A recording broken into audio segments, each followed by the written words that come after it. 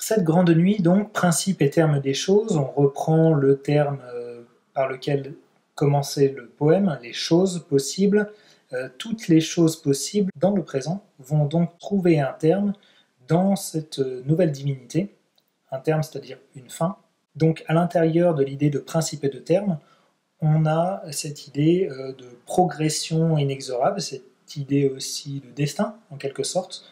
Tout agit et tout finit dans la nuit. Ce qui va être explicité par le vers 14, le sommeil où tout, pronom totalisant, tout va s'engloutir. On retrouve dans le sème du verbe engloutir la notion de profondeur et d'abîme qui va rappeler la parenté finalement entre cette nuit et l'idéal. Comme si la nuit, parce qu'il permettait d'engloutir dans le sommeil, était aussi un chemin d'accès vers l'abîme, vers les profondeurs de l'idéal. Et ainsi, en demandant la bénédiction de la nuit par le sommeil éternel, le poète va en fait requérir, implorer l'accès définitif à l'idéal. C'est ce que vont modéliser les deux derniers vers, qui vont fonctionner comme du discours direct, avec une incise ô nuit, une incise lyrique, qui va venir confirmer l'omniprésence de la première personne dans la première partie. L'incise qui va être sujet de deux verbes à l'impératif, sauver et reprendre, qui vont fonctionner non pas comme un ordre ici, puisque la nuit est présentée comme une nouvelle divinité, mais donc bien plutôt comme une supplication. Il s'agit donc d'être sauvé des métempsychoses, c'est-à-dire de sortir du cercle des réincarnations des âmes, la métempsychose étant idée issue des philosophies grecques aussi, selon laquelle l'âme renaît incessamment dans des nouveaux corps, et parfois de se souvenir de ses existences antérieures par la réminiscence. Il s'agit donc de sortir de ces métempsychoses, de sortir de ce cycle pour pouvoir définitivement s'engloutir dans l'idéal. Et cette imploration qui vise à ce que la nuit vienne va être accompagnée aussi d'un effet de bercement qui se rend palpable à l'intérieur du poème et qui va être révélé par cette dernière strophe. Effet de bercement qui fonctionne à deux niveaux. Premièrement, grâce aux rimes alternées perpétuellement dans le poème, et secondement grâce à l'alternance des maîtres des vers, puisque nous avons une alternance de vers de 12 syllabes et de 10 syllabes, donc une alternance d'alexandrin et de décasyllabes sur l'intégralité du poème. L'idée du saint aussi, avec le déterminant possessif ton, qui reprend bien la nuit.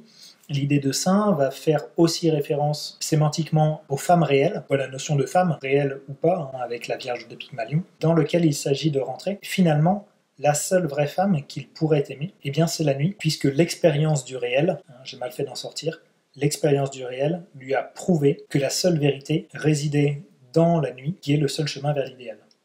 Comment la référence mythologique est-elle mise au service d'une position philosophique? Nous avons vu tout d'abord, évidemment, qu'il y avait une multiplicité de références mythologiques, que ce soit à travers des idées philosophiques, comme l'idéal, ou alors des références plus directes à la mythologie, avec les dieux au pluriel, Pygmalion ou Prométhée. Nous avons vu aussi que, par cette référence mythologique, le poète fait advenir une nouvelle divinité, la nuit, qui va devenir sa seule déesse. De plus, nous avons vu aussi que dans cette référence mythologique, notamment à Pygmalion et à Prométhée, se dessinait la nostalgie d'un passé perdu, définitivement perdu, un passé dans lequel les dieux aidaient les hommes et ne les avaient pas abandonnés, un passé dans lequel aussi tout était plus grand et l'homme pouvait acquérir les dimensions d'un dieu.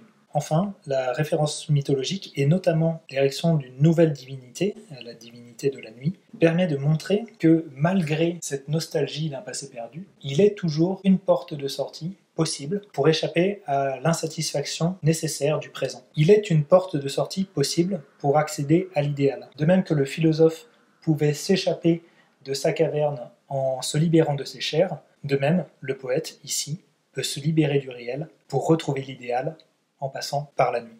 Et en cela, la référence mythologique est bien mise au service d'une position philosophique plutôt pessimiste, puisqu'il s'agit véritablement d'une position à la fois de pensée et une position esthétique radicale. Vous m'avez demandé d'analyser les modes, les temps et les valeurs des verbes conjugués du vers 9 à 15. Nous avons 6 verbes conjugués dans ces vers, et je vais traiter ces verbes de manière thématique en fonction de leur mode et de leur temps.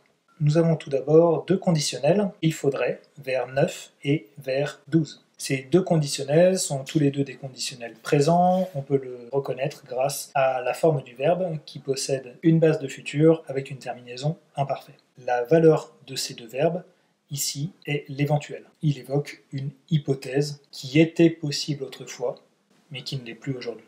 Nous avons ensuite un subjonctif, soit, qui est le verbe être, vers 14, béni soit ton sommeil. Ici, soit est un subjonctif présent et va permettre de créer une injonctive, donc en donnant une valeur d'ordre, béni soit ton sommeil. Donc valeur d'ordre qui a ici fonction d'attribution. On attribue au sommeil la vertu de bénédiction.